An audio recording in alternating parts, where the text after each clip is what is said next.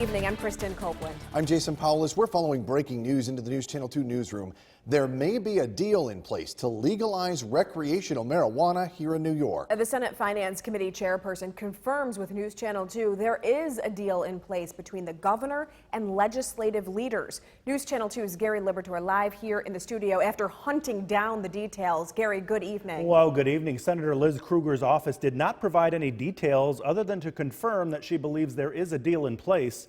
This legislation has been attempted to be passed the last few years with a push by Governor Cuomo to include it in each year's budget. But that failed each year for a number of reasons, including disagreements over the allocation of tax revenue from cannabis sales. And last year, the COVID pandemic sidelined any chance of it passing. But now this year, there have been rumors legislators were getting close to an agreement, something Assemblywoman Marianne Buttonshaw talked about during this morning's Greater Utica Chamber of Commerce monthly Government Affairs and Economic Development Council meeting.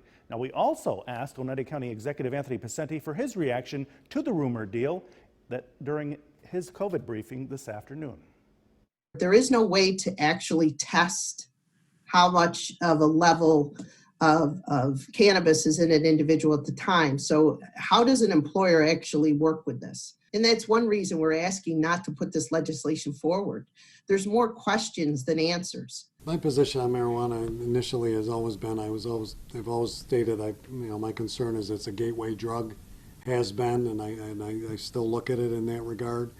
I'm always concerned when the state legislature puts legislation in effect that is in essence, opting in, because that creates a great problem when neighboring counties do something that others don't.